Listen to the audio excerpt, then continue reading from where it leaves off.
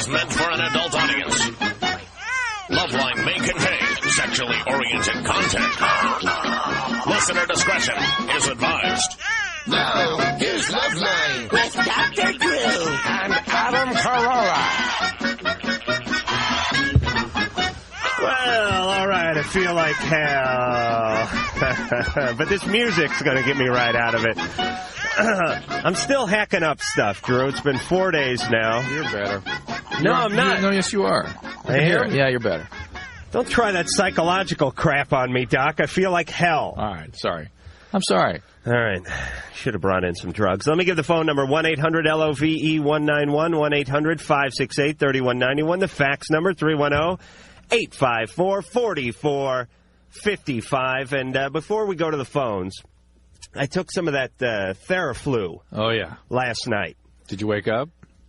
Well, that was the problem. I couldn't go to bed. Oh, it got you. I didn't take the nighttime stuff. I really have to read packages. I could have just downed some. It could have just been like cream of wheat I mixed up in a hot mug. I don't know. But the point is whatever it is I drank, it came out of the Theraflu box.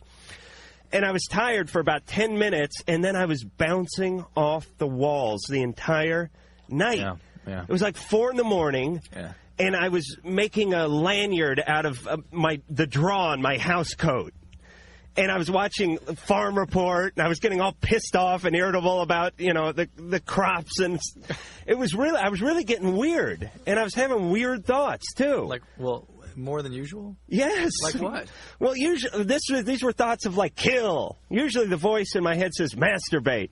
But this time it said kill. Kill who? I masturbate anyway, but... It's just kill. All right. It was weird. I felt like all speedy. Does that stuff have speed in it? There's these alpha stimulants that dry your nose up and stuff, and they can really make you speedy, yeah. People actually abuse that. I met my second case the other day of somebody using 100 Sudafed Sudafed per day. Really? Imagine that. Yeah, because you would be bouncing off the walls, right? Many people do bounce off the walls. All right. Enough about me and my problems because we're getting to the phones. And we'll do some emails a little later, too. This is Loveline. All right, we got emails. No distractions tonight. Yeah. Just me and Drew, the dynamic duo. All right. Tomorrow night we have Filter coming in. But tonight it's just me and Drew, and let's just go to line one. Neil. Yeah, hi. Hey, you're on Loveline. Yeah, I got a couple of questions for Dr. Drew. Drool. Uh-huh. One, I've, never gotten morning wood, and wondering if there's anything wrong going on. You've never had an erection when you've been sleeping at all? Well, or just never awakened with it in the morning. I've never awakened with one in the morning. That's not a big deal.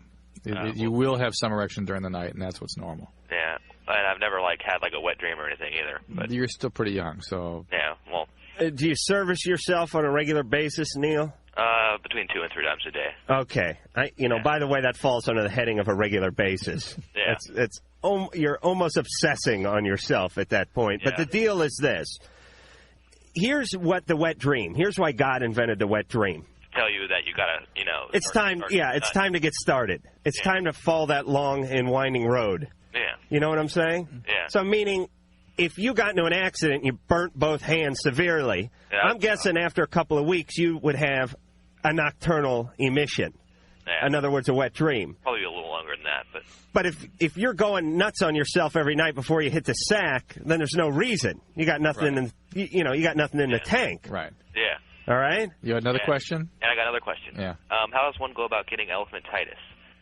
It's actually elephantiasis. Oh, sorry, tiasis. And why would you want that?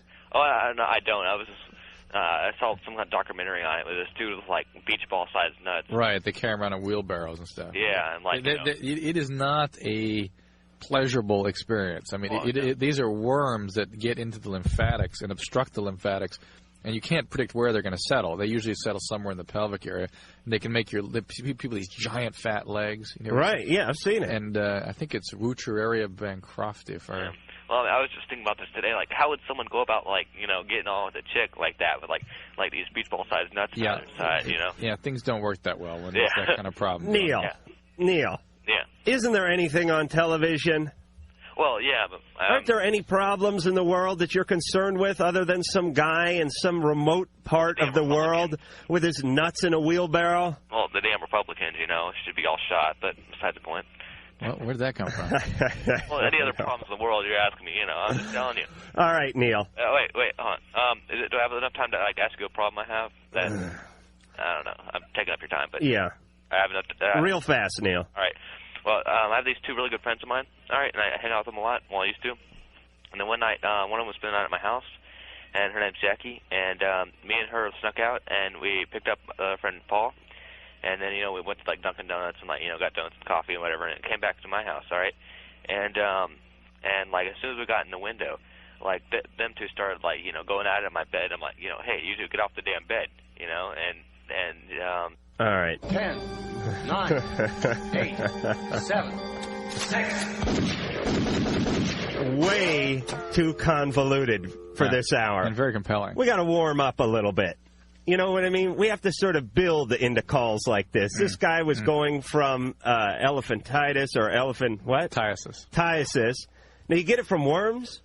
If I remember right, there are worms that actually penetrate the feet and go up in the lymphatics and settle in the pelvis. It's from stepping in feces, isn't it? I don't remember. It's not a common illness in this country. Right, because people wear shoes in this country. Right. We have things called sneakers. Yep. Yeah, that's what I'm thinking. But it has nothing to do with the elephant. Correct. Elephant is sort of what the limb looks like after the lymphatics get clogged up. Misty? Hello? You're on Loveline. Hi. Hi. Is this Adam? Yes. Hi, Adam. I got a problem here. For me? Well, yeah. Wow. Since you're so obsessed with penises and masturbation.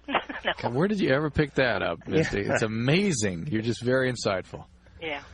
My boyfriend and I, we've been seeing each other for about 2 years. And it's really a crazy relationship. The love's there, but it's just craziness. It's a lot of anger, insecurities, jealousies. Great. I like the way you summed it up. We got the message. Right. Everyone's nuts. Go ahead. Chaotic. Crazy. Okay. And this last time we were living together. We made it 7 months together, and then whammo, kind of a violent situation. He's never put his hands on me before, but he finally did. And I left and took everything. But after about a month or 3 to 4 weeks, it's like we can't stay away from each other. We've been to therapy, but we were talking about getting into it again. You think there's any hope for this relationship or what? Did he hit you? Yeah. He's right here next to me, as a matter of fact, because I came over tonight. We were talking. Yeah. Did he hurt you? I mean, did he close his fist and slug you, or did he push you? Well, he kind of pushed me around, and he hit me on the side of the face.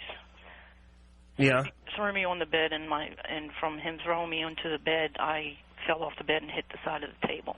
Yeah, I'm guessing he's going to do that again.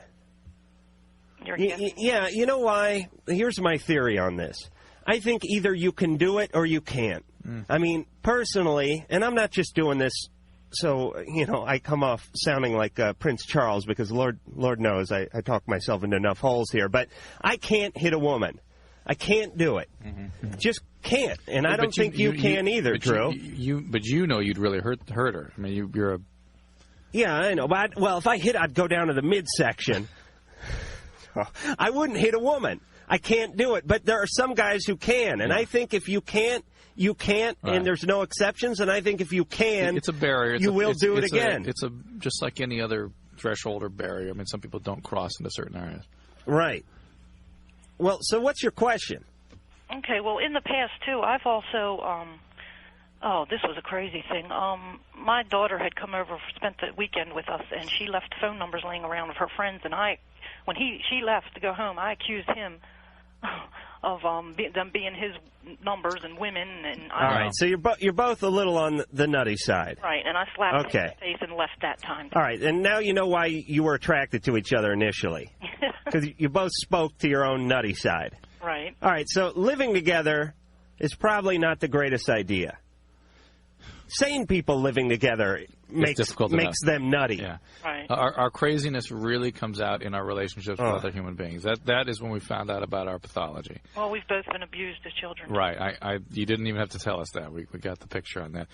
I really think that perhaps a more fruitful way to proceed, if you guys really are going to try to find a way to work this out, which is not going to be easy, would be for at least one of you, preferably both of you, to get a long-standing individual therapy situation going. That's really not about the couples thing so much as about the individual work needs to be done. And work on yourselves individually, and maybe there will not be so much chaos brought into the relationships then. All right? All right, Misty? Okay. All right, and get some headgear. And a mouth guard. Yeah, and a mouth guard. Alicia and Danielle. Yes. You're on Loveline. Hello. Hey. Okay. Hi. How are you guys doing? All right. Are you guys? We're like on the other side of the United States here. We like that. Huh? That's interesting. Yeah. Anyway, our problem is that we're both 22. We find guys that are, pretty much our age. We find that they're immature, but we don't care. Are you in college? I'm sorry? Are you in college or something? No. You're working? We both work, right. What kind of job do you have? Well, I was an admitting officer. I moved into New York, so I quit that. And A what? I'm sorry? You were an admitting officer? Uh-huh. What's that? I smiled a lot. I sat at the front desk and smiled a lot. Oh, you're a receptionist. Kind of, sort of, yeah. Fluff girl. Yeah. Sure. Answer the phones. Yeah. That's Okay. And your friend? I basically do the same thing for a forensic psychiatrist. Okay. Mm-hmm. All right. And what's the deal? The deal is, we're two fairly attractive women with brains on our shoulders that have like a life, and the guys that we meet, like the last guy I dated, he ran into a friend of mine, and he said to this guy Tom, he said, "Well, Tom, what happened to Alicia?" He goes, "Well, she was such an awesome girl, I didn't want to hurt her. I didn't want to dick her over." I'm like, well, what's the problem here? What's my problem? Why am I still single for now a year and a half? And both of us are single. I've been single for about a year now. All right. You want to know what the curse is? Yeah. Well, you guys spend too much time sitting home talking on the phone. That's number one. No, that's not true. We're like never home. We just happened to hear you guys. We're like, oh, they're pretty cool. You need to go out with guys, I would say, that are a little older. I think guys that are 22, 23, they're still sort of looking at, they want to sow their oats. You know what I mean? They're looking for little sexual conquests. Well, that's fine. I mean, I sowed my own oats, per se.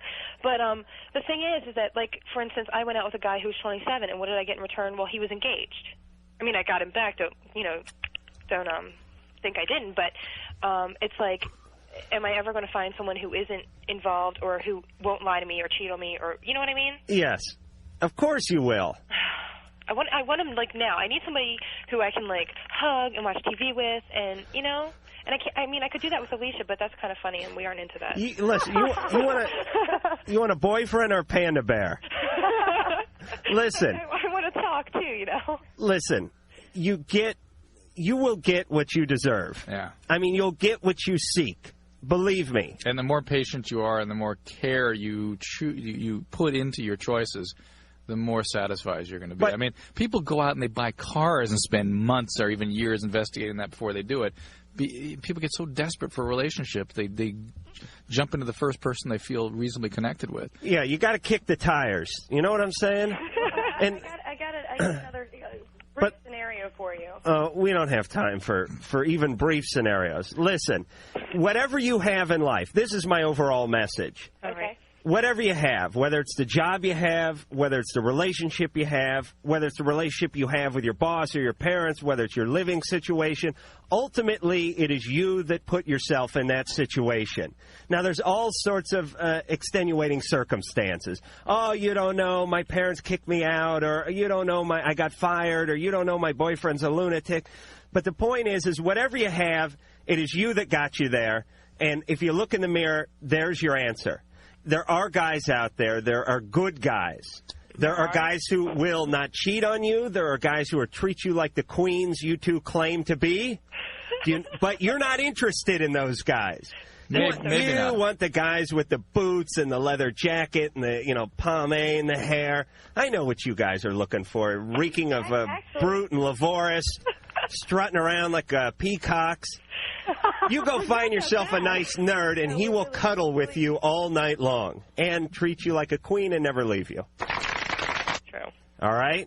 All right. You know, there's guys that have liked you, and you weren't interested, were you? Yeah, there's some guys at work, the nerdy one. Well, the nerdy Nathan. You got to attraction. Nathan in the little funky cubicle, he digs you, but you don't dig him. Sex you can only close your eyes for so long, okay? Believe me, these guys all are wild in the sack and have tremendous penises as well. No, this is something I've worked out. This is one of those Darwin things I've worked out. The jerkier the guy, the geekier the guy, the bigger the penis. It's true because he needed that to carry on the bloodline. This is a Darwin thing. It's a thinning of the herd thing. I see. If somebody that geeky otherwise would not have survived. Geekiest friend I know, guy's name is Zeb. Huge penis. This guy's red hair. He's white as a ghost. He's 6'2". He looks like Ichabod Crane. Huge penis, this guy. That's what God gives guys with red hair. You got to remember. You see what I'm saying, Drew? I always see what you're saying, but yes, you know. And you're just taking it as an insult because you got it all together, which means you have a small penis. No, I'm just saying that symbolically, even what you're saying is more important than the specific anatomy that you're referring to. That is to say, the people that may be, let's say, your initial impression may be somewhat less than great, right? May have great attributes that if you give them a chance and explore, you'll find them to be quite gratifying. Don't trust anyone you're bowled over with initially. If you're a male, that can only mean a giant penis, I guess. That's the only way you can interpret that. Sure. But if you're a female, it might mean this is a person with equality view of life and intelligence and don't warm, just intimate look at the paper. Go ahead and pull it off and open the box and see what's in there. Brian. Hi, how you guys doing? Hi, you're on Loveline. Hi, I got a problem that happened to me on Valentine's Day. This girl I know, her boyfriend recently told her that he wanted to have a space, and she... Is it normally the woman that says that or the guy? Yeah, no, usually... The guy wants to date. The guy wants to date other people. The women want time to think. Right. They just need their space. She came up to me and asked me what that means. I said, usually that means he's already seeing somebody else. Right. And she took that all hard, but eventually, they two got back together. Brian, please tell me you didn't pick that up from what Adam was saying. No. Okay, thank you. No. Well, God forbid someone should take some of my advice, Drew. Well, to take some of your aphorisms as gospel. Well, it is. In a retarded church kind of way. Anyway, go ahead, Brian. Well, this was right before Valentine's Day, and she was having a real hard time, so I decided to send her a secret admirer bouquet. Oh, that's good. Lead her on. And I just wanted to show her that hey, maybe there is somebody else looking at her, And you didn't identify yourself as the one that sent it. No, but she found out it was me. I guess the flower shop told her it was me, and she got real mad and everything, and didn't talk to me for about a week, and then finally about a week later I confronted her, and she said she wasn't mad about the flower. She was mad that he found out, and she said everything's kind of crazy and everything, and I told her I was real sorry. I wasn't trying to pressure her. What's her name? Danielle or Alicia? No. Right? Isn't that? That's them. This is the other side of that story. All right, listen. I'm slightly confused here. She was mad at you for sending her a secret admirer bouquet just because, and you were just trying to cheer her up. Yeah. Because her boyfriend basically dumped on her. This is Shoot the Messenger. Yeah. That's the title of this story. Kill the FTD man. No, the guy that sent the FTD. Oh, okay. Because she's mad with you for confronting her with reality. She's mad at you for upsetting an unstable relationship that has no business being anyway. And it's not your fault. You're being. I think, Brian, you're being totally appropriate. Do you think it's very thoughtful of you to send the flowers, but. Do you think I should just bite the bullet and say it was fun while it lasted? I was friends with her. Yeah, I think. Well, just back off because she sounds like she has problems with how she conducts herself in relationships. Yeah, that's kind of. It just kind of seems like that's her problem, and I'm down with you on that. Josh. Yeah. You're on Loveline. You guys are the greatest show in the world. I want you to know that. Thank you. Okay, I got a question for Dr. Drew, and then I got a question for both of you. Real quick. Okay. Dr. Drew, do you know if, you said that marijuana can sometimes cause defects. Do you know if it has any, they've ever been connected with congenital folds of the retina? I don't know of that, but I got to tell you that the information about the potential birth defects is not been accumulated, not been well documented. And the only stuff I've seen have been orthopedic and facial deformities. And the stuff I've read suggests that it happens in people even if they don't use during the pregnancy. That is to say, if your father used it at one time, your mother used it before she got pregnant, which doesn't fit with my understanding of how this drug works. So I can't talk very intelligently about this yet, but it's something we're going to be hearing more about as time goes along. It is certainly a possibility. Josh. All right. And just the last question. Have either of you guys had any drug experiences, and what might they be?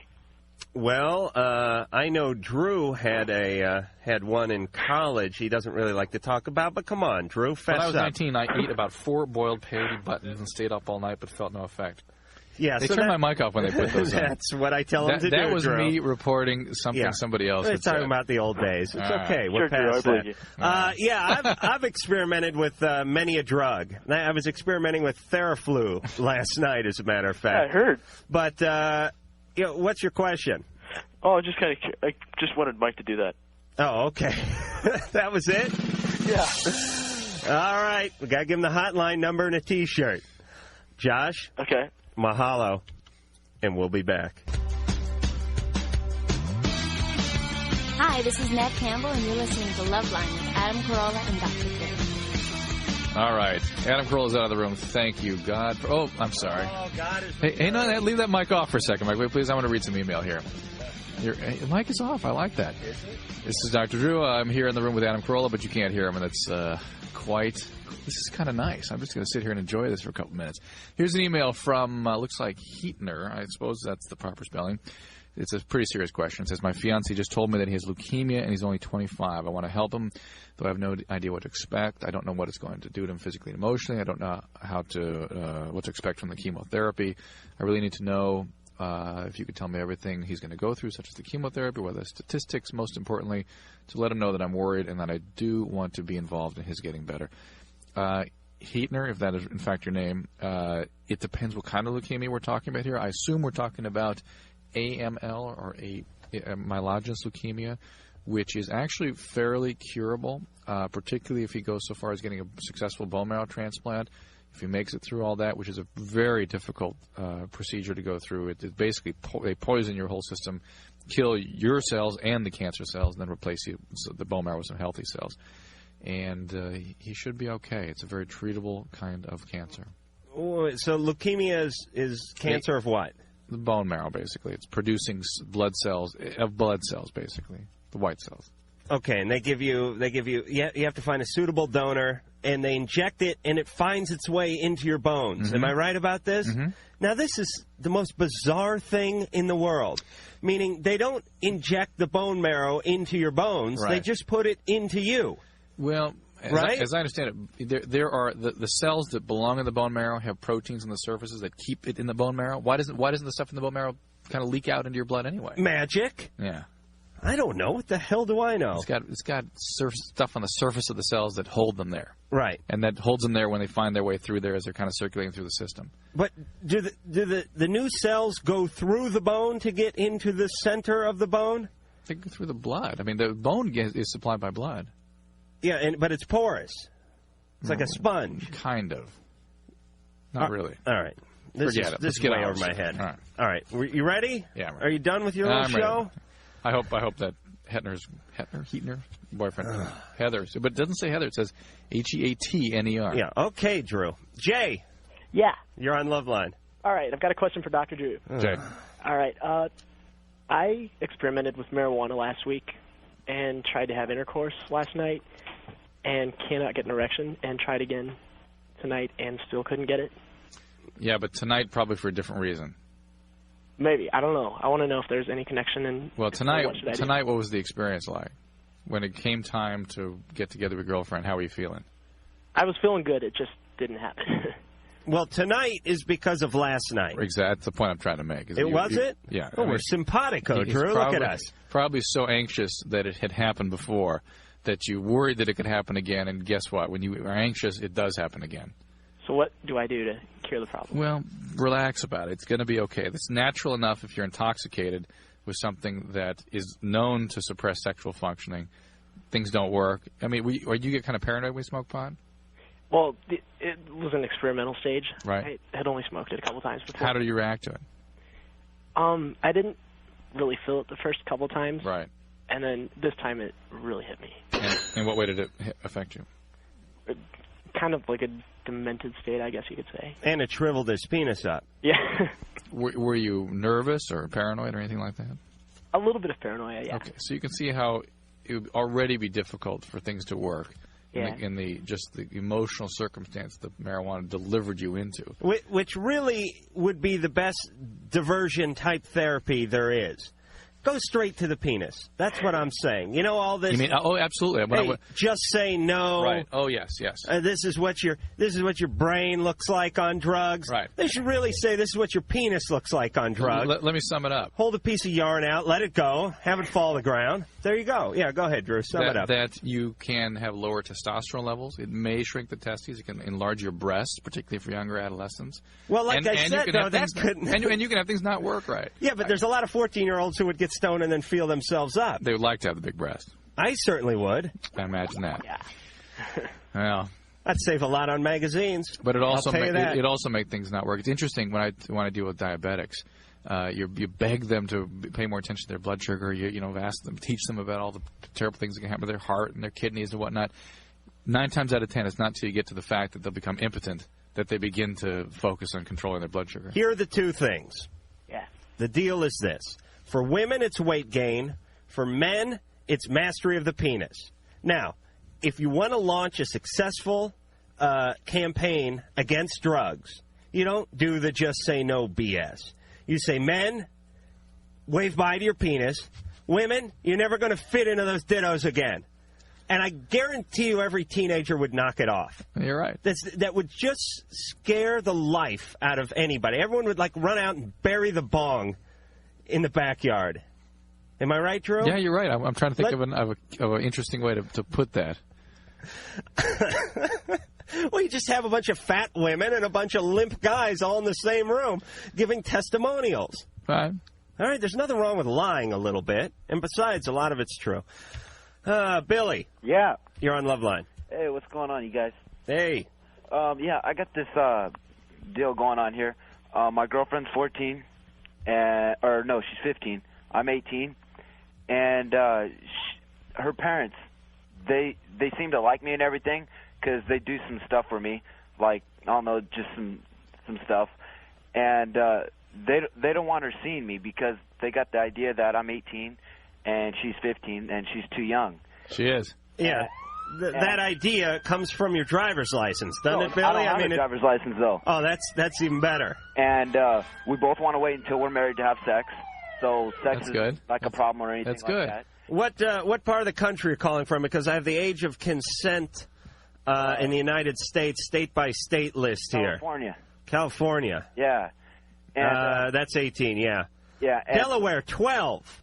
12?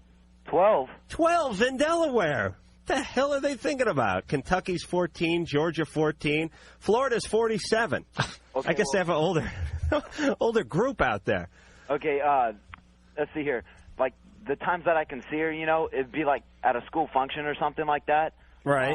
We've gone out to the movies before, like when we were first going out, because we've been going out for about 3 months now. And, we've gone to the movies before. I've gone over to her house a couple of times. But now, since I turned 18 in February, it's like they don't want her seeing me at all. Okay, but Billy. Yeah. Is this purely an age thing, or? Yeah, it's just when he turned 18, bam, that was the end of it. As yeah. far as the parents were. Or do you think it seems like? Or or did they just sort of size you up? Well, is it an excuse? You know what I'm saying? I think it's just an excuse.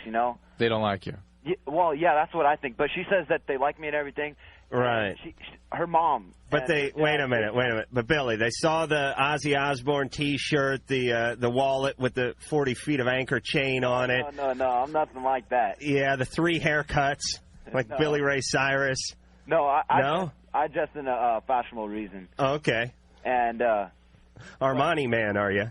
What? Yes, indeed. Billy, I would just say cool out a little bit. See her at the school functions. You sound like somebody who's willing to wait for this girl. As she gets older, the age difference will be much less of an issue, and hopefully the parents will start to come around to you and appreciate you more for who you are. Yeah, and he doesn't. His intention sounded pretty good. He didn't want to have sex with her for a while. But then again, we've talked about that. It's like A woman is not a bonsai plant. Right. You don't just put her out on the balcony and water her, nurture and stare at it and prune it and all that stuff. I mean, you don't raise it like veal.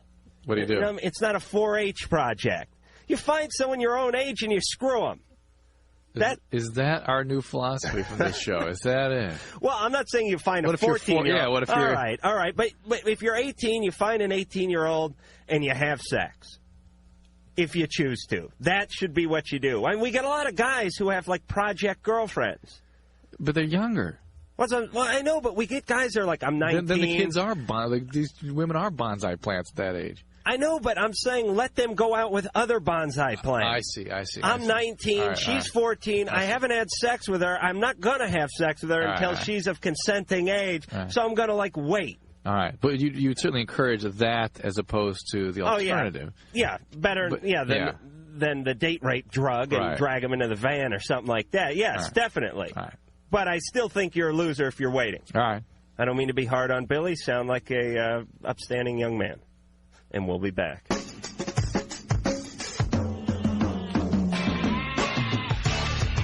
Well, we're back. Yes. The sheep are back. Hey, Drew, fix this monitor, can't you? I like it like that. Oh, you do? Yeah. All right. Well, leave it then. Let me get the phone number out. 1-800-LOVE-191. 1-800-568-3191. The fax number, 310-854-4455.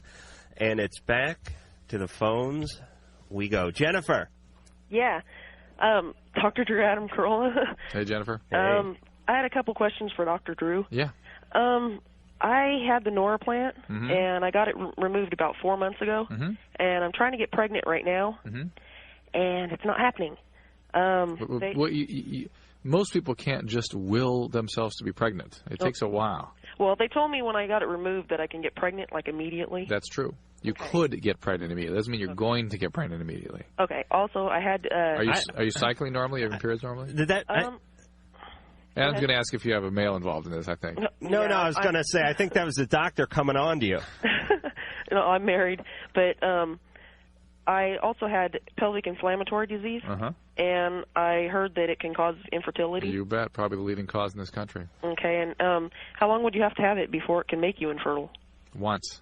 Well, so if I had it, I'm probably infertile? If you had it, there's a reasonable chance that you will have some dysfunction of your fallopian tubes. Okay. Okay, so you would definitely be at increased risk of an ectopic pregnancy. Do you know what that is? Yeah. A tubal pregnancy? Are you working with an obstetrician? I have a doctor's appointment for next week. All right, you need to work with a gynecologist obstetrician on this. If after 6 months, have you gone to the grocery store and gotten the ovulation kits and all that kind of stuff? No, I've been taking pregnancy tests, but that's about it. No, get the ovulation kits, find the time in which you're most likely to get pregnant, have your interaction in that time intervals, and work with an obstetrician. If you get any excessive bleeding, any pelvic pain, get to the doctor immediately. What section would the ovulation kit be in? Would that be in with the automotive stuff or the frozen food? Or it's right by the pregnancy test.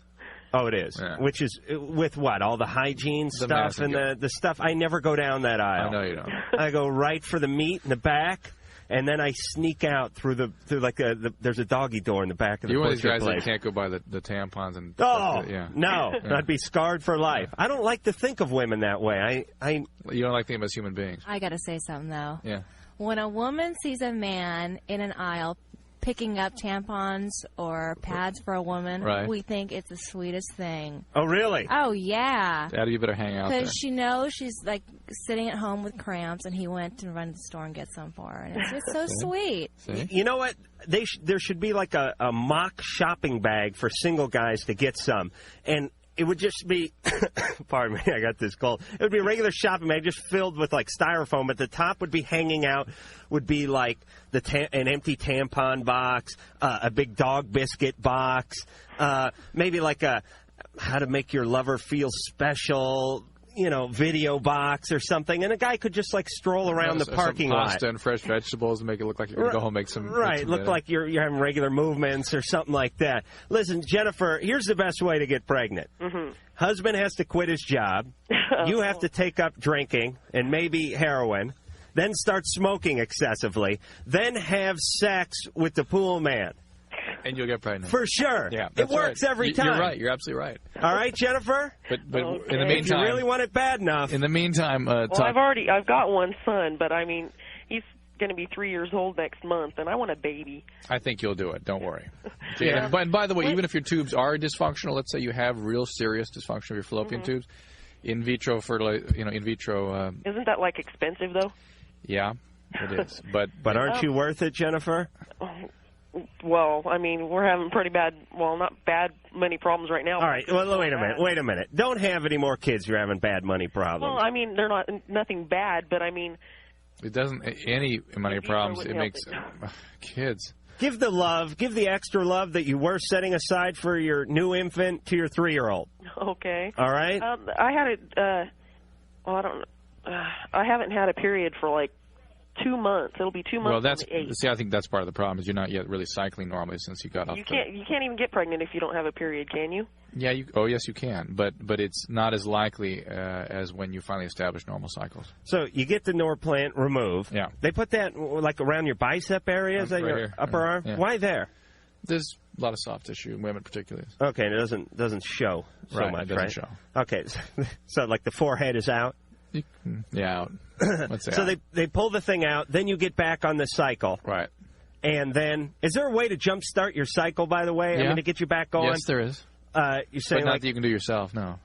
A couple like jumper cables and a car battery? Nitrous won't do it either, no. Okay. Well, how do you do it? Progesterone. Oh, okay. Yeah, I think I can manufacture that at home. All right, Drew, what call do you want to go to? We've been sitting around for a while. Mm-hmm. Jesse. Hi. Hi. My problem is that I guess I perspire a great deal more than most people, and I thought that I heard you say on the show a while back that there was some kind of medication for that. A cream. Mike, the engineer, is giving the husky sign, by the way, which I've pointed You're out fat. to Mikey. You're overweight. He doesn't really have to do that. Mike has an ample beer gut on. Just stand up and rub your belly, Mike. Mike gets so pissed at me when I do this. No, Mike's very attractive gentleman. Jesse, you a big gal? No. No. Okay, I have the same problem. I'm very athletic, though. I don't know if that has anything to do with it, but Here's the deal with sweat. Nobody can figure it out. Some people sweat in different places. Most people sweat in the armpits and sometimes like the upper lip, and there's a few places set aside, palms, folds, for sweating. But other people, like myself, I will sweat profusely from my forehead and not at all from my underarms. Right. So while everyone else, on a hot day wearing a shirt has a patch under the arm, I'm wiping it from my brow. And for me, I think it's a hereditary thing because my mom and my grandmother both do that. Whenever I go over, like, during the summer, I see them all and I curse them. Because, it's embarrassing, right? Everyone thinks you're shifty. Right. But, Drew, what was the medicine called? Zirac. You can go to a dermatologist. No, this isn't a cream. It's a clear lotion. liquid. Lotion, yeah. Yeah, you put it on topically, and you just rub it on your forehead or wherever it is that area is that you sweat a lot, and it basically stops it. Okay. Okay? And so I have to get it prescribed? Talk to a dermatologist if your general doctor doesn't know anything about it. The what? If your general doctor is not aware of it, talk to a dermatologist. Okay. Righty, right. Cindy? Hi, yeah. You're on Loveline.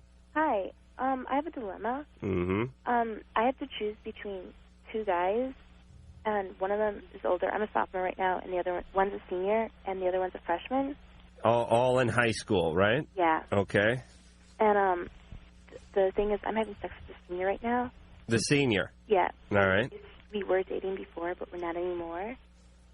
And, right. But you're still having sex with him? Yeah. Why? I'm sure he's crushed. Yeah, why are you doing that? We're still really attracted to each other. No. And the reason why we had to break up was because my parents didn't want me to date him anymore. Because they're worried you're just having sex? Yeah. Fantastic. And but the thing is, the freshman, I've known him for a long time, and he's been my really good friend. This would be back to bonsai trees should see bonsai trees, right? Yes. Yeah. That's right. For the very reason that this is not the situation where the 19-year-old is treating the 15-year-old like a bonsai tree. He's treating her like a 19-year-old. No, he's trying to screw a knothole. Right. And it's not good for the bonsai tree. That's right. Cindy? Mm-hmm. Go with the guy who's more your age. Uh-huh. Yeah. She's not going to. No, absolutely not. Who do you want to go with? Well, see, the thing is I like both of them. Right. Then go with the guy your age. Well, the only thing I'm worried about, though, is ruining our friendship. All right, let's try a little reverse psychology. Okay. I command you to go with the older guy who's using you for sex. I'll not accept anything short of that. Do you understand? What about you, Drew? I agree. He should go with the older guy. Go with the older guy, the guy that has limited feelings for you, the guy who's in a different place in his life, the guy that is connecting with you physically only, even though you think you're going to marry him and remain emotionally connected to him. He is not thinking that way at all. Right. And number two, I forbid you from having conversation with this guy during the sex. As a matter of fact, I want you to do it through a chain link fence. All right? And the only contact you can have with this older guy is when he drapes his Letterman jacket over your head when he's having sex with you, okay? That is the advice I'm giving you. Drew? Drew's down with that, too. It's hard for me to concur with some of the things you say. I'm using reverse psychology. Yeah. All right, Cindy? Okay. That is my advice. Okay. It is kind of hard to know. Oh, baby. Michael. Yeah, hey, you guys got a great show.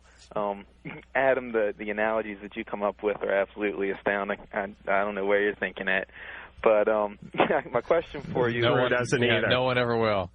Well, yeah, I don't think so. And with Dr. Drew, it's nice to have a representative for the nice guys up there, too. But my question is, when me and my ex-girlfriend, this was probably about 3 or 4 months ago the last time, but when we would have sex, she would have periods where she would go blind, for lack of a better word. And the first time it happened, it scared her half to death, and then it kind of became a normal thing, and then after she had an orgasm, things would kind of settle back to normal. Is this a... Describe to me exactly what you're she saying. Would lose.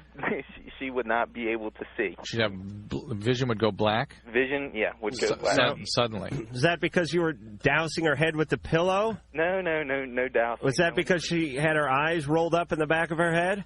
No, it was, she could have her eyes wide open and looking straight ahead, and she wouldn't be able to see anything. Black. Things would go black. Things would go black. Would she go limp also? Would she be weak?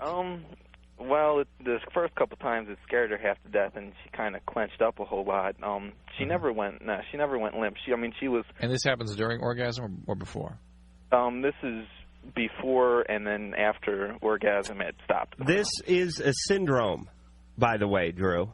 All right, I don't know if this sounds bizarre to you, and it's very vague, and I'm being totally truthful because I was just heard it in a car driving somewhere like a year ago, but it's now starting to ring familiar that there is this syndrome, and I think it affects males as well, where there's a temporary loss of eyesight during. I think they said it was during like prolonged and very aggressive sex. Right. Are you an animal, Michael? I don't know about that, but you could categorize it as prolonged and there was an article published about this not that long ago, and it's not literature that I've got really on the tip of my tongue right now, but if I remember right, it was described as sort of a migrainous type phenomenon. Does she have migraine headaches? No. No. She had been with plenty of other people before me, and that was the first time that it happened, which was I bet you were excited about that in your own twisted way, weren't you, Michael? Hey, I blinded this broad. Don't try and corrupt me too much. But I don't remember it saying that it was associated with any serious medical problems, though. How long is she out for? I mean, how long? It's not that I think the longest was, about 20 or 25 minutes. All right, it's enough time for you to catch the end of Green Acres and get yourself something cold from the fridge. Well, no, because as soon as she had an orgasm, she was back to normal. I mean, as soon as we'd finish. Well, that's your problem, Michael. You're giving her an orgasm. Oh, is that what the problem is? Yes, you're ruining it for the rest of us. I'll have to stop doing that then. First you blind them with your penis, then you give them the big O. Do you realize what you're doing to the rest of male kind? No. You're throwing off the curve, Michael. Not intentional. All right, Michael, take it easy on her. I appreciate it. Bye. Good luck, and we'll be back.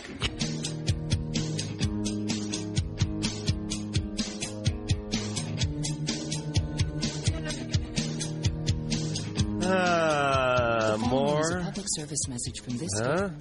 What was that? Come on, Mike, get it together. More from Loveline. Let me give the phone number out. 1-800-LOVE-191. Fax number 310-854-4455. I'm Adam Carolla. He is Dr. Drew, and this is Kelly.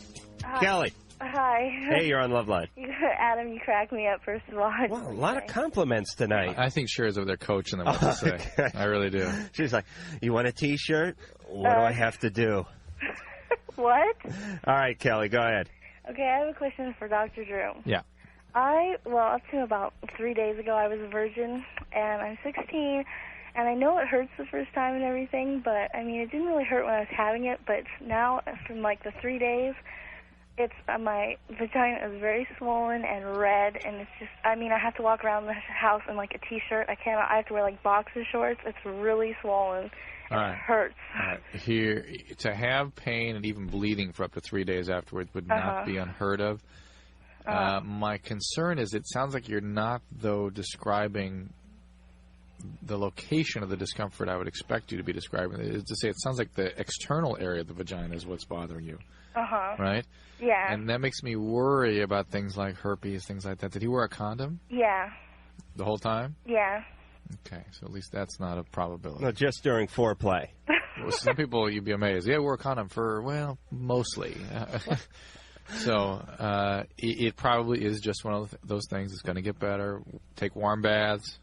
Do what you're doing. Cotton underwear. Yeah. And give it a couple more days. Okay. All right? All right. Thank you. All right. Bye. God bless America. Well, so, yeah, I mean, I've heard that complaint before. You have, huh? Yeah. The parts get, very delicate machinery down there for the ladies. Right. I don't know if you understand that fully, Drew. I know you're not a gynecologist, but it, like we've talked about before, is a Swiss clock. Right. Many parts. Yes. You know what I'm talking about? Oh, yeah. Man, it's like an oar. That's it. No moving parts, nothing. Just sticks out, put it in the water. Women, very intricate. We'll be back in 10. Name of the show is Loveline. My name, Adam Carolla. His name, Dr. Drew, and her name, Angela.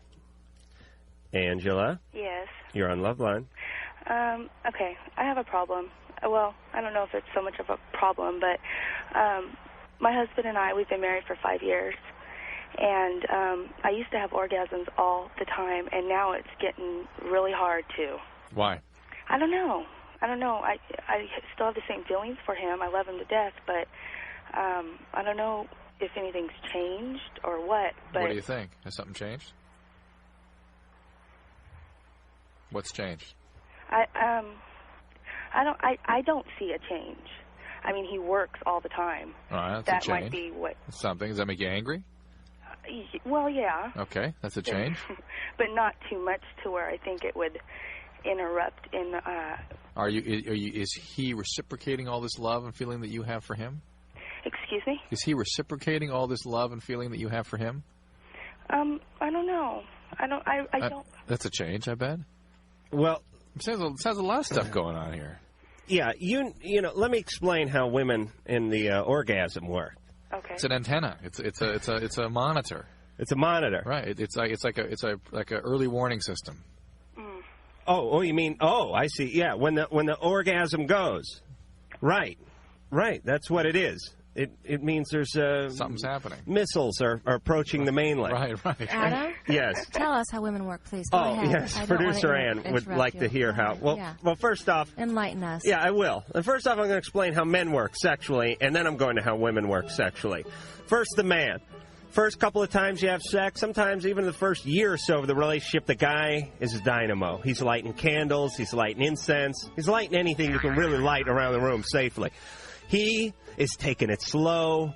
He's down there for 20 minutes at a time, sometimes not even coming up for air. You know what I'm saying?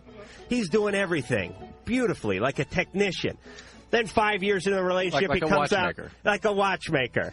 Like a fine craftsman, like a journeyman. Now I know what this guy does. He comes home and doesn't even take his pants off anymore. It's just right out the fly. Am I right? No, it's not like that, though. Don't screw with my theory. I know how these guys work. He's having sex. He wants you to move over because you're blocking the set. He's setting like a beer and the remote control and a bowl of chips on you while he's doing it. This is what happens to guys. It's nothing like that, though. That's the thing. He's breaking wind and blaming it on the dog. Now, Angela, here's how women work sexually. Women, it's a mental thing. It's a physical and mental thing. Emotional, right? A man could be having sex with Hitler's daughter, and he wouldn't care, just as long as she looked good in a thong. The women, they need the whole emotional thing. And if you're a little angry, or he's a little angry, or he hasn't been providing, or he hasn't been meeting your emotional needs during the day, then that evening when you get into the bedroom, things aren't going to work right. Even if you're not aware that the emotional needs aren't being met. I mean, again, it's an early warning system. It may be something on a subconscious level or sort of an instinctive level. You're not even really aware what's going on or what's bothering you.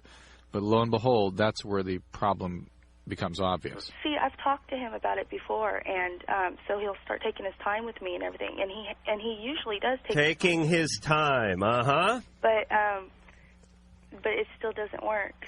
I mean, I don't know if maybe I have a problem. All right, what you guys need to do is sort of figure out the emotional end, and the physical will come. Okay. Now, would it have Pardon the pun. Would it have anything to do with maybe our ages? Because I'm 23 and he's 33. I mean, is he not going through this? Maybe he's not going. Is he tiring? Yeah, maybe. You know, like he's slowing down. Yeah.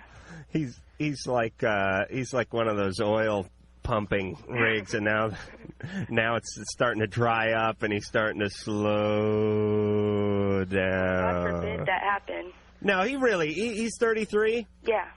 Well, you know, he should be in his prime. Although he's not. He was in his prime 15 years ago. But focus on nurturing your relationship. Find a way to make this better. And let him know clearly what's going on with you. And be open to discussing these things that you're so convinced don't exist. And you're so invested in denying. Like that you're angry at him, or that he's not satisfying you, or that you are missing certain things. Put it out there. Okay. Okay? Okay, thanks. All right. Wow. Go Drew. Drew, you see, is this strike a nerve with you? Is something going on with you in your personal life? Well, yeah, they're working too much. Yeah. So I have to be very aware. I have to be really careful. We have both to be careful about. We nurture things along as best we can. You got to set aside 5 minutes a week for sex. If we can. God, do you have a lock on your bedroom door? By the way, you do. Yes. Because you wouldn't want to traumatize the kids. No. Because that's something that'll stick. Yes. Arithmetic, one ear and out the other. You know what I'm saying? Absolutely. English. Yeah. History. Slides right out. Right. You see your dad nude once. Boom! It's like some guy took a chisel and carved it into your cerebellum. Am I right, Drew? What is that? That's how impacted we are by our emotional life, isn't it? I've seen my dad nude one time about 30 years ago, and I close my eyes, I see his penis. And by the way, you know what I would do, though? What? Not for the girl. But you have 2 sons. I do, yes. Yeah. Let them see you nude. How old are they? 3? 3.5. Let them see you nude just once. And don't do it in a real, overt way, but getting out of the shower kind of thing. But make sure they see you nude at least once. Because when you're 3, no matter how large or small your dad's penis is, it's tremendous. All right, and here's what happens. And this is why all kids think their dads have the biggest penis in the world. Because they see it once when they're 3, and then they never see it again. Right. And it's etched like we were talking about. Right. So to them, it looks like a piece of PVC pipe swinging between the guy's legs or something. Why is that important for your kids to have that image? Because when he's 16 or 17 and he's in a locker room and he's arguing, he's going to go, Daddy Drew, man, my dad is hung like nobody's business. I see. You see? And that's important. Well, for PTA and stuff like that, open house, come on, word gets around. Am I right, Drew? Adam, you are always right. John? Yeah. This is John. Yes, you're on Loveline. Oh, great. I have a question for you guys. It's kind of embarrassing not wanting to ask, a lot of people or anybody really. But it's something that me and my girlfriend do when we're having sex. And it's something that helps her have an orgasm. I mean, it really helps sometimes, or plenty of times. And that's to tell her these fantasy stories of, like me with another woman, or another woman, like being attracted to me and wanting to be with me, and just all the moments leading up to just that happening. You understand what I'm saying? Yeah. And I'm just wondering, what is that? Does that sound kind of familiar to that? I've been with anybody that's ever done this with me before, wanted me to like tell them stories or imagine things, and she imagines in her mind what's going on, and jealousy thing. She likes to be jealous. Yeah. Is this pure fantasy? Yeah, it's pure fantasy. You're not citing any examples, no names of old girlfriends or anything? I made the mistake of doing that, something too close to reality, and she got really upset. I didn't differentiate that shouldn't be done. I didn't know where.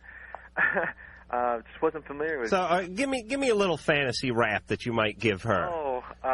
Engineer Mike, put on some appropriate. Yeah, that. Look at him. Look at him.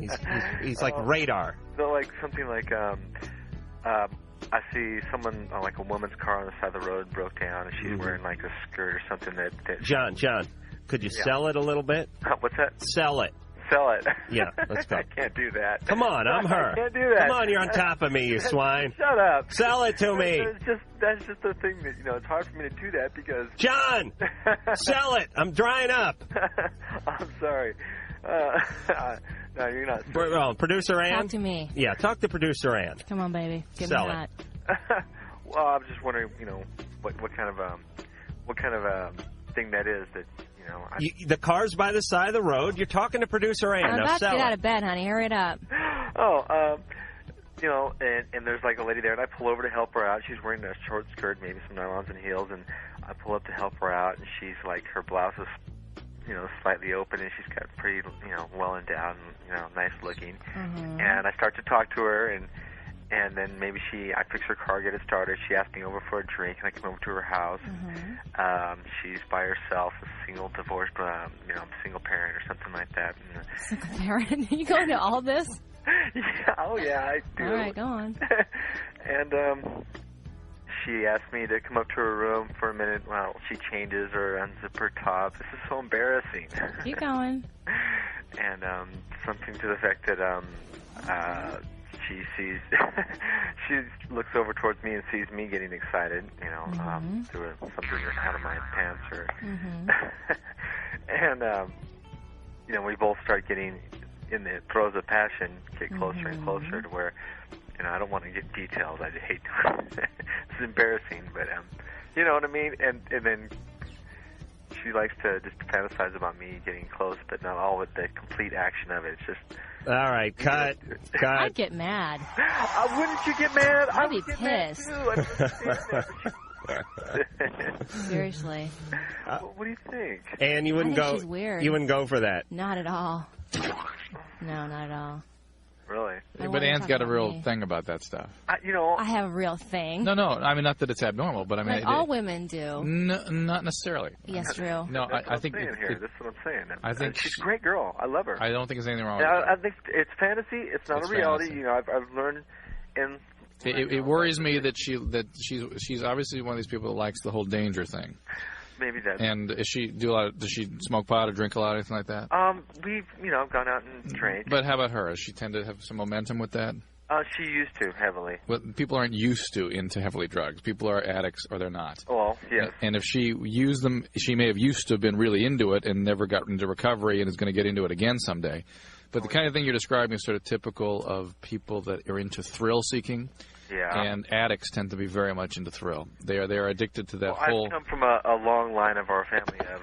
Whoa! There goes Drew's high horse. Well, just galloped right through the studio. I want to hear from Drew. I was being relatively magnanimous. I mean, Ann is fine, her way of doing it, and John's girlfriend is okay too. But people that pursue thrill pursue the danger thing, and those people tend to be prone towards addiction. All right. That's true. I've learned that from all the. All right, but it floats her boat, John. Right? Yeah. It's not that there's something dynamically wrong with her. Want it to happen. Here's the deal, John. It's not John. It's not that she's screwed up emotionally. It's that her chemistry is of the type that tends to pursue thrill and danger, and that's what she's playing to with this. All right? Okay. And that if that's the kind of person you want to be involved with, that's great. It's not a problem. It's not. There's nothing wrong with her because of that per se. Yeah, and there's nothing wrong with certain fantasies that people have as long as you don't cross certain lines. Right. You got to have that line. You don't. There's certain. Okay. Now, what was my high horse? What was I on a high horse about? Oh, talking about, you said, look, either you're an addict or you're in recovery. No. Whoa, Nelly. No, I didn't mean to say that. What I was suggesting, making the point that she is either an addict or she's not, and if she used drugs a lot at one time, she's going to use them again unless she gets into some kind of recovery. All right. Well, I'll take the horse back. Boomer. Yeah. Yo, dudes. Yo. Dude. I got through. Mahalo. Too much. I usually sit in my truck coming home from Central City listening to you guys, and now I'm sitting in my truck in my garage. All right, make sure and turn the truck off. Okay. Well, I had a couple questions about the marijuana use with the doctor. Yeah. You're so set that it's attached to alcoholic upbringing. If you're an addict. I mean, people can smoke a lot of pot and not be an addict. Well, what if you're an addict just in the euphoric part? Not because the only people that get that euphoria are alcoholics.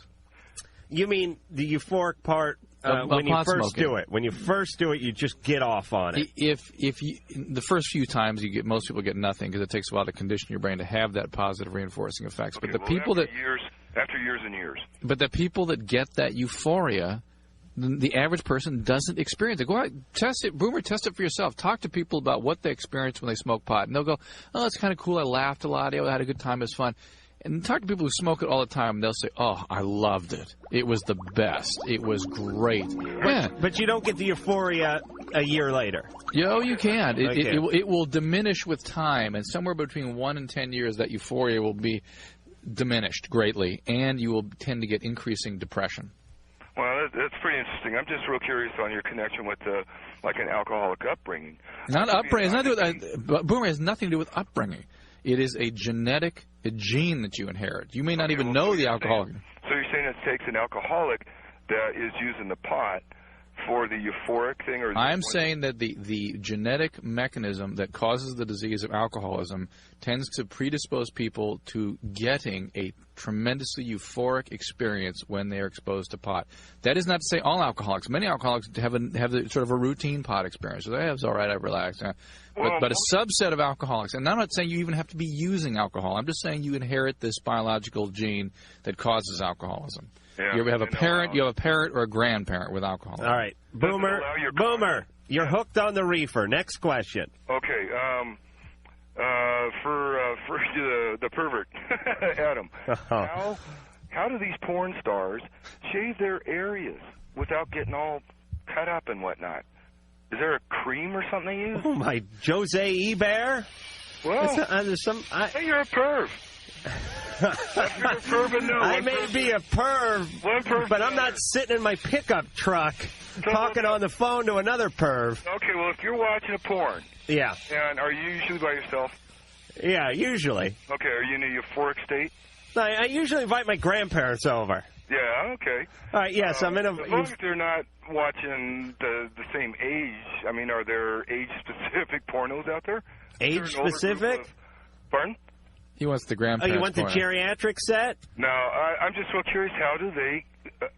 I don't know. They very carefully. It's a porno movie, but I'm just real curious. They're like shaved. Yes, they do that. They do it very carefully. They wax. With electric wax? Wax. Wax. What? They wax. Am I right? Women wax every day. It's a bikini wax. No way. Not off their guys' nuts. Not off the guys? No, you're talking about the guys or the girls?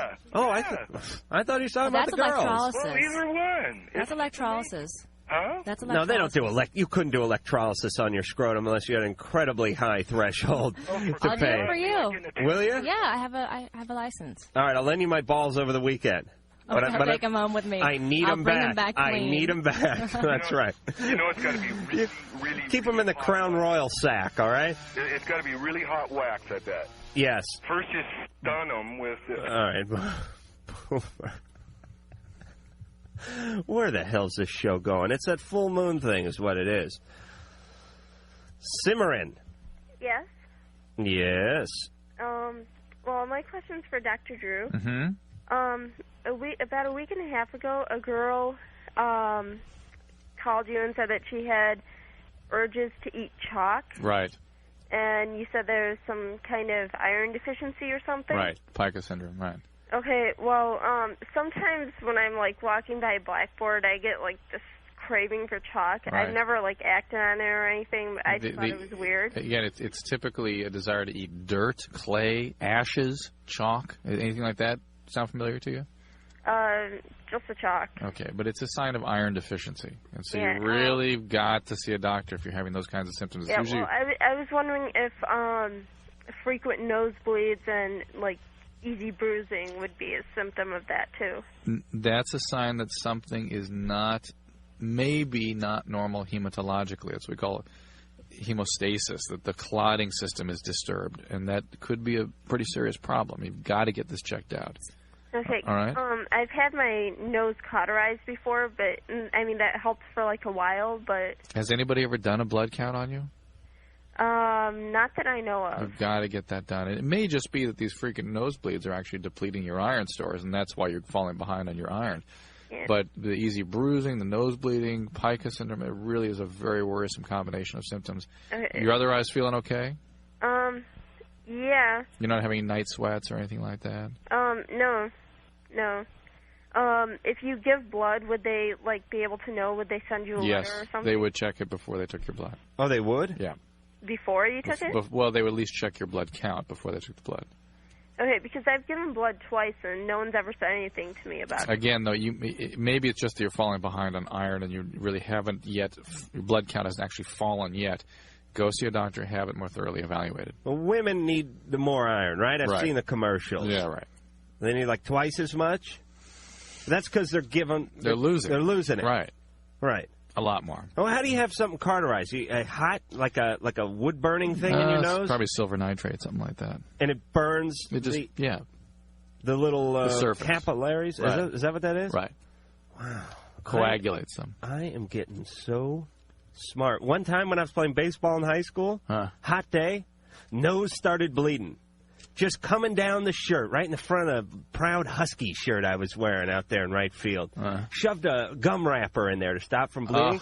I was first up when we came back in, and it was just gushing. I mean, it was like 105 degrees, and it was just I'm wearing a white uniform. Right. All down the front. Looked like a Dodgers uniform. And this is high school and junior varsity baseball. And I'm first up, and I want to bat. And they say, don't bat. And I go, I got to bat. I want my time. I want to strike out real fast. You know. So I get up there, boom, get 2 quick strikes on me. And you hit a double. Third pitch, just hit a frozen rope to left center. And I'm rounding the base. There's no fence. The ball's just rolling. I'm rounding the bases. I come home. The place is going insane. There's blood all down the front of my shirt. The team's like lifting me up on the shoulders. They throw the ball back to third base, and the umpire calls me out. You missed the plate. Said I missed third base. Bastards. And we'll be back.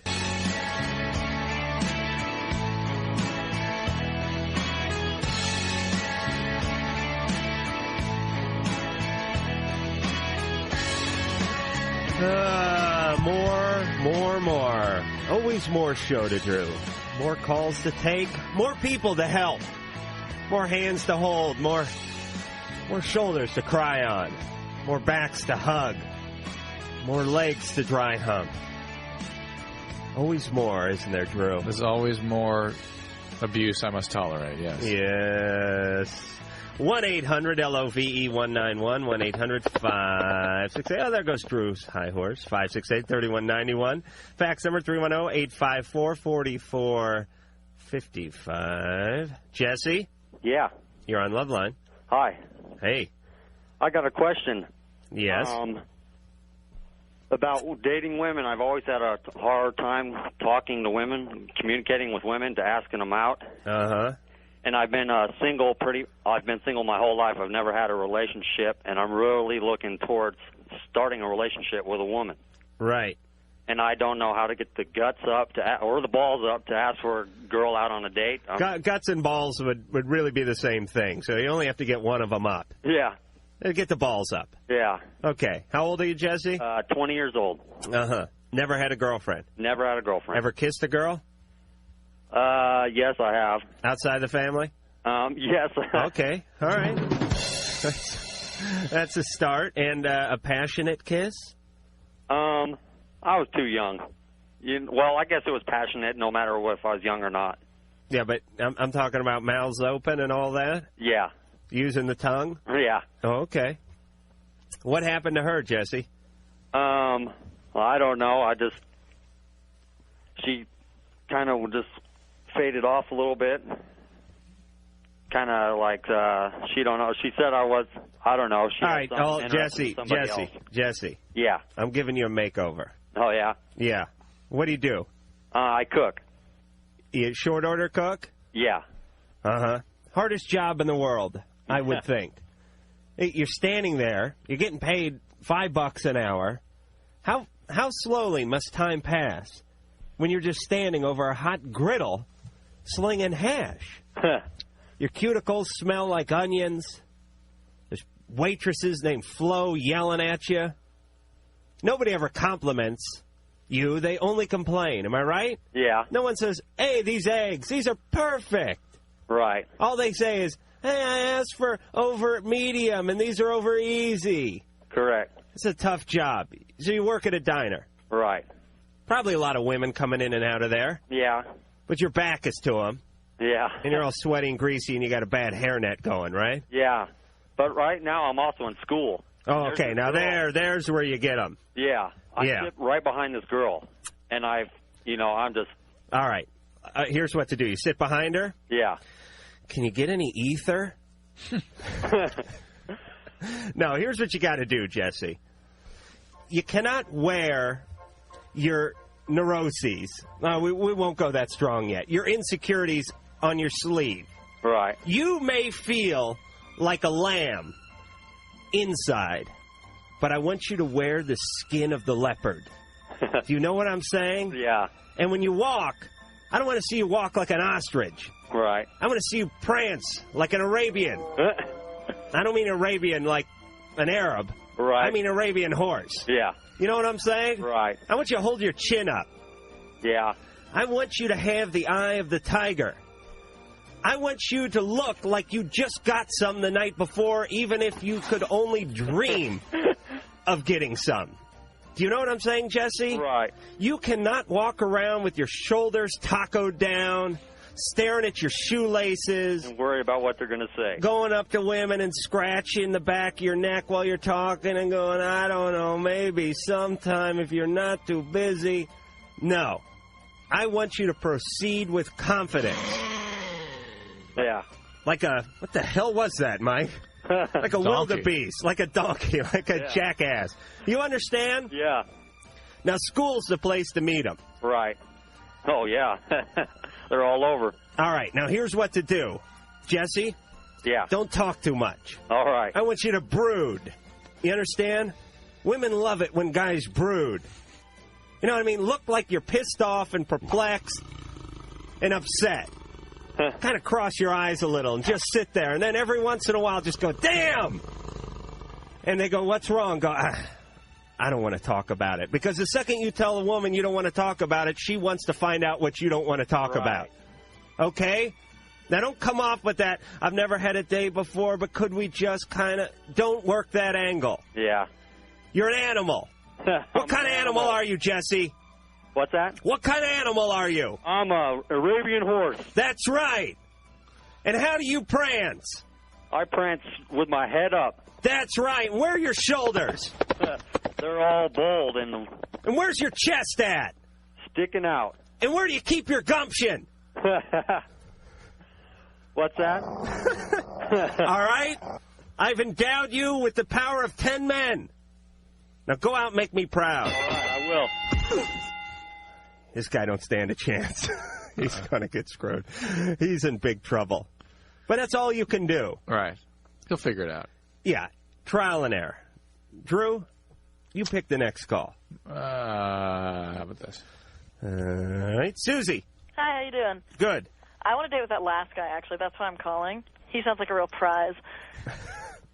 Look, don't tear him down right after I built him up, Susie. At least let him He's dry. not asking girls out. He's not listening anymore. He's prancing around his room. Like an Arabian.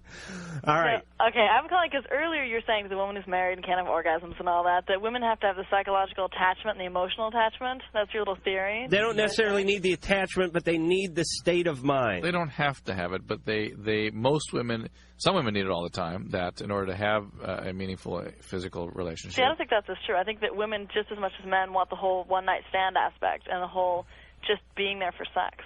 A lot of them do, but if you broke it down to percentages, it would be less females than it would be males. A lot less. And even the women... I don't think that's true. I think overall women enjoy the sex they have in one-night stands and brief encounters more than the sex they have in relationships, unless it's like the one relationship. Well, what are you, an anthropologist, Susie? How old are you? I'm 18. 18. There's two old farts sitting here. His combined age is like 180. But I'm in my sexual prime, seeing your way past yours, so... I'm glad you brought that up, Susie. I thought that would make you happy. I thought sexual prime for a woman was like 35. It is, in fact. Oh, oopsie. See, you're not there yet. We're both a little out of our prime. The only difference is I'm coasting down the backside of my prime, and you're still scaling the front of yours. So if I'm enjoying one-night stands now, think how much I'm going to enjoy them in 12 years. Well, all right. So you're horny. What do you want? What do you want? Some kind of trophy? No, I'm just saying that I think that it's sort of a myth that women want the emotional attachment. I think they feel like they have to have it because they're afraid if they don't have an emotional attachment with sex, that then they'll be considered sluts after the act. I think you're trying to rationalize your old slutty behavior. What do you think of that, Susie? Oh, no, that's not true at all. I agree. Ann, what do you think? From another woman's point of view. I think women like to have intimate relationships because that way they feel really comfortable with a man. A man begins to learn her body, and, I think that's what women really look for. And I'm saying if you can squeeze that all into the first date, that's fine. And after... I think that if women felt they could get away with having cheap sex as much as men can... Susie? You know what? I don't think so at all. Susie, I've been on this show for 14 years, and I can guarantee you that the vast majority does not feel the way you do. Susie? I've been talking to people. It's possible it's because of social conditions. Susie, God bless you for being horny and loose. Don't get me wrong. I don't think I'm trying to discourage you in your slutty activity. There's nothing wrong with that. And there are plenty of women who share your feelings towards sexuality. But we have to deal in numbers. We cannot take a head count every time we say something. We only go with the majority. And even if it's a 60-40 split, we still have to speak the 60. And this you understand? This is more than a 60-40. Yes. I just think that it's a lot of social conditioning that makes women think that way. All right, but who started the social conditioning? Men. Damn straight. I disagree, but it's a hard thing to argue. So. Well, it's a nature thing, too. Absolutely. All right. It's what came first, the chicken or Susie? Okay. Bonnie? Yeah? Is your question really important? Well, yeah, it is. I think you're lying. We're going to put you on hold, and we're going to be back in a minute.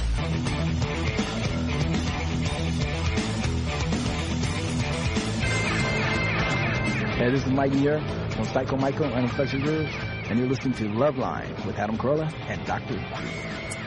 And the phone number for the show that Mike Muir just suggested was 1-800-LOVE-191, 1-800-568-3191. Fax number 310-854-4455. I'm Adam Carolla. That is Dr. Drew, and it's back to the phones we go. Bonnie. Yeah. Here you go. Okay. This is the situation, and I don't know what to do about it. I have a boyfriend in Michigan. I have a husband in West Virginia. Okay. The husband knows about the boyfriend. Where are you? I'm in Arizona. Uh-huh. Where's your parole officer? Okay. Explain this. Well, the boyfriend doesn't know about the husband. Why do you have these guys in different parts of the country? Let me explain about awareness and cheating and things like that. It's very important that the husband not be aware of the boyfriend, and much less important that the boyfriend not be aware of the husband. Right. So you kind of got this one. The boyfriend might... Well, the husband has been, separated from me for 2.5 years. Formally? And he's living with a girlfriend. Right. What's that mean? To get her corsage on the... A legal separation. Oh, okay. All right. So, he kind of, left me for this other woman. Okay. he doesn't really care if I've got a boyfriend or not. And where's she? In Juneau, Alaska? No, she's in West Virginia. Oh, okay. Well, at least one couple's living in the same state. Well, the thing is, he wants to get a divorce from me, leave her, and try to work out our problems and get back together with me. But he has to get a divorce from you first? Yeah. Wait a minute. You guys are formally separated. We are formally separated, have been for 2.5 years. He is not married, but he's seeing somebody. Right. He wants to leave her and rekindle your love. Right. But he wants to get a divorce first. Right. Before he can do that. Right. Sure he's not trying to trick you in some way? I don't know what he's doing. Why do you need to get a divorce first? He doesn't want to reconcile. But he thinks marriage is bad luck. So the only way there's a possibility of your relationship working out is if he takes that curse out of the equation. Basically, yeah. Yeah. This sounds like this is Einstein. And he's like, it really is. He's almost 10 years older than me.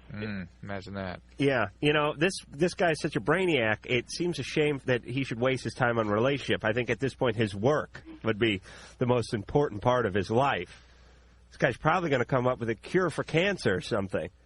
Not working as a construction. All right, construction. All right. Well, that speaks volumes about the guy. Now, listen. You know what they do at lunchtime in construction sites? Sit on piles of drywall and talk about how much they hate ethnicities that aren't present. And you also said they hate their old ladies. Oh, can't stand maybe the old ladies. This guy, maybe they head of some club or something. And you know the beauty of construction guys do? They will never call their kids by name. They just go, the kid. The old lady and the kid. Once they get married, the wife loses her first name, and the kid, I don't even know why they name the kid, because the kid is just the kid. The kid and the old lady are all over me. And maybe he had, at one of these sites, constructed this notion that the marriage itself, the piece of paper, is the problem in the relationship. Right. With help from Russ, the drunk sheetrocker, they put this whole thing together. And a few J's. This guy believes that marriage is a curse. Uh-huh. All right. And I'll tell you what's on his blessing chart, by the way. Beer would be a blessing. Long-running syndicated shows such as Married with Children Gilligan's Island, that would fall under the blessing department. Right, okay. Mangy dog that gets to sleep on your nice comforter, that would be a blessing. Curse? Wrenching on his car all evening instead of paying attention to you, that would be a blessing. What would be a curse? Picnics. Picnics curse. That'd be a curse. Going to movies with subtitles, that would be a curse. Going to the mall, curse. Right. Going with you to, dropping you off for any kind of, a gynecological appointment or anything involving you, manicurist, whatever it is, curse. Walking through the tampon section of the... Double curse. Going to a restaurant where the meals are, designed like a flower or something. Anytime it's as pleasing to the eyes as it is to the palate, curse. Got the guy. Talking to your friends, curse. Got him. You understand, Bonnie? Yeah. This guy's a curse. That's him, right? Yeah. Okay. So what do I do about the boyfriend? Do I tell the boyfriend I'm still married and in the process of getting a divorce? You better. Yeah. If you want to have a true relationship, which I don't know if you're interested in with your boyfriend, given that he's 3,000 miles away. Well, we want to get in a state to where we're together, and then. Well, it is not. Look, your relationship. You're as sick as your secrets. It's only a relationship if you're able to be honest with who you are and how you feel. It is not a relationship otherwise. You're sick as your secrets. Right. I like that. You like that? I've never even heard that. I've said it 40 or 50 times since you've been on the show. Not while I've been here. Oh, yes. Oh, I always tune out when you're talking. I know. You're as sick as your secrets. Right. Wow. You're only as good as your last what? Is that one? Last what? I don't know. Your last what? There's a fill in the blank there. You're only as good as your last... We got some sports paycheck. Yeah. Thanks, Mike, the engineer. Your last time at bat or something. All right, a new broom sweeps clean. Mike. Hi. Hey, you're on Loveline. Hi, Adam. Hi, Dr. Drew. Hey, Mike. You guys are outstanding, first of all. Getting the compliments. I can't believe I'm still up right now, but I had to call and comment after those two beautiful women called in with their perfect man quality. This was Danielle and Alicia, the first part of the show. Okay. Yeah, way earlier. I just wanted to comment. I don't think that when they say they want that they don't really you know, they don't seem to go after that, though. That's what Adam was telling him. I feel that I have many of those qualities, but, you know, I'm not built like a tank, so they won't take a second look at a guy like me, you know? Right. And I don't know, I just kind of thought that was, it's kind of like a, you know, stuck between a rock and a hard place. Let me make this. you chunky, Mike? No, actually I'm not. I'm very tremendous. Yeah, very yeah. slim. Mike? Yes. You blessed down there? Oh, definitely. You know what I'm saying? Yeah. Of course. Like a black rhino? Am I right? Well, yes. I guess so, sure. The theory holds true. These women, they don't know what they're missing. If they could just get past the retainer, the glasses, and the bad haircut, they could get to the chewy candy inside. I mean, I'm really not that ugly or anything, you know. I don't mean it like that, but I mean, I'm really, really skinny, so you know, they don't even take a second look at you. All right, Mike. Let me tell you what women want. I'll explain to you. Okay, enlighten me. I'm going to enlighten you. Women want style. Women want attitude. Now, women always come, when I tell this to women, they come back and they go, oh, no, we don't want mama. Here's the deal. They want the type of style and the type of attitude that they don't perceive as attitude or style. Meaning, when guys work up a rap, I don't trust any guy with a rap. Any guy who's going for a certain look, I don't buy it. Mm-hmm. I don't buy it. Because this guy changes. Believe me, in 1987, this guy had some crayon dance shoes and a collarless shirt, and he was wearing bell-bottoms and looking like Denny Terrio. And now he's got an earring and a goatee and a tattoo, and he's pissed off at the world, and he's walking around in his clod-stomping boots and his holy jeans. And 5 years from now, it's going to be another look.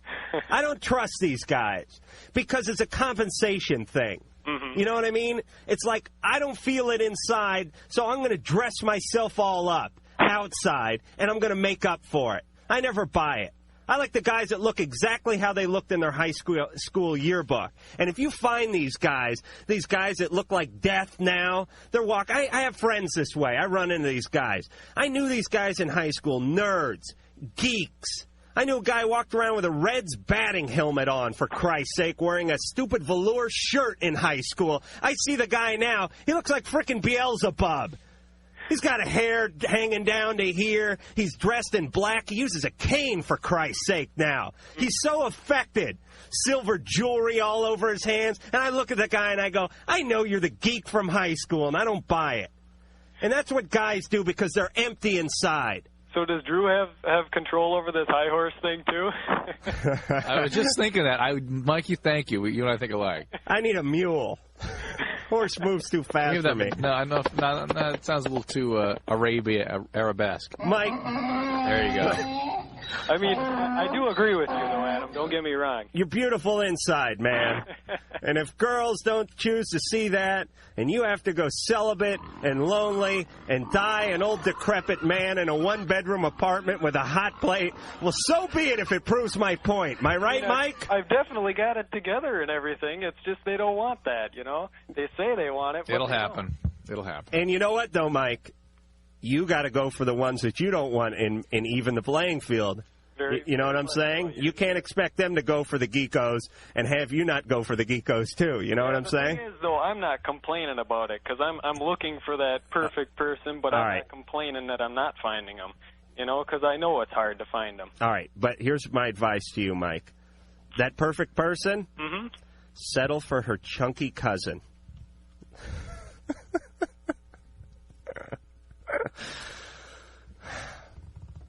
It's just cold medicine, Drew. Yeah, I hope so. It's got me going. Because I can't take too many more days of this. John.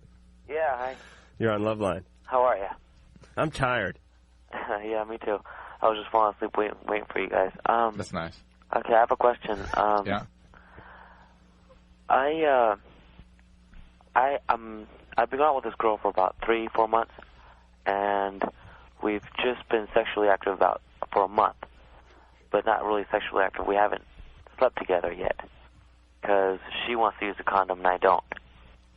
So the switch is that I brought up last weekend the idea of going down to a clinic together, maybe getting lunch, taking to a clinic, getting tested, and then investing in a diaphragm.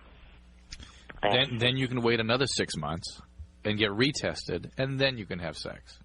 Well, I'm in no hurry, and neither is she, really. All right. But I don't want to use a condom, really. What's up? What's up with you? Why? What's up with the condom thing? It's just a pain in the ass. Oops.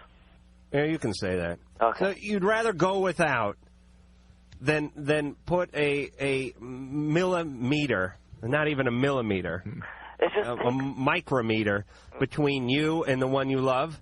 It just takes all the spontaneity out of it, you know? I mean, if you want to do it in the car. Yeah. Well, what does waiting 6 months for the lab report to come back do? Is that some sort of aphrodisiac? Not exactly. 6 Well, months. all right then. Takes you, what, a minute and a half to put on a condom? John, put the condom on. I just wanted to know if there's any other kind of... There's the female condom. Female condom. Reality. The reality is you're having sex with a garbage sock. can liner. Yeah. The reality is if you don't like a male condom, you're really not going to like Yeah. the female condom. But you can try it. I mean, maybe you'll feel differently. They ought to change it from reality to slap in the face. Well, what's wrong with the diaphragm? Diaphragm doesn't protect against Disease. HIV Any and all disease. the other good ones.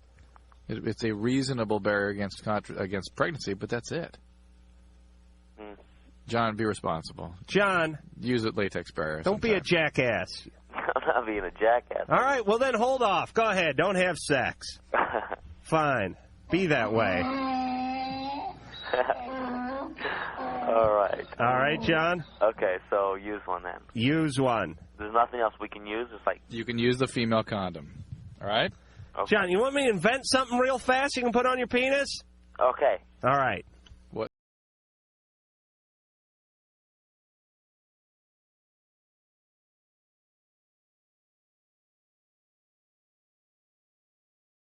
All righty. Well, I'm not giving the phone number out, and I'm not giving the fax number out. I'm going to tell Drew to put away the Victoria's Secret catalog. He's thumbing through like an eager beaver. I'm taking this home, Drew. The address would be Loveline, P.O. Box 4345, Hollywood, California, 90078.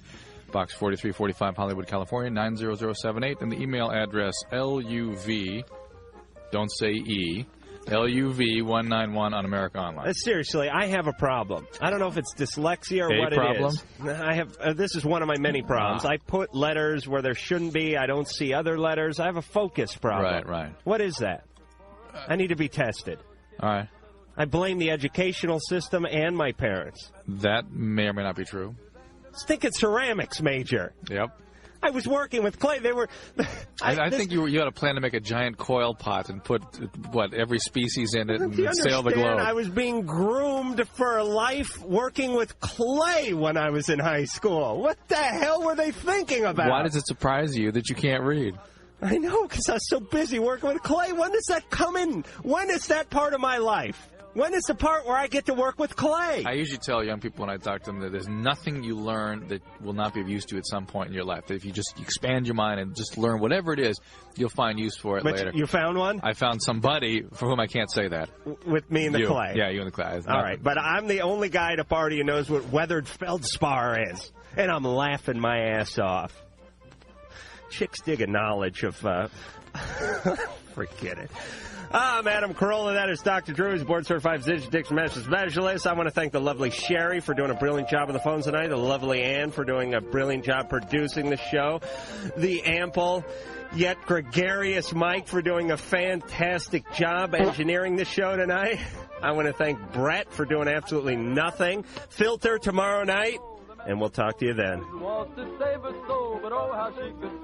If you are still listening, you may feel the urge to touch yourself. So that's it then. The opinions expressed on Loveline by Adam Carolla, Dr. Drew, or anyone are not necessarily ours. Be happy. Be happy. Happy, happy, happy. Loveline's producer is Ann Wilkins. Thank you. Thank you.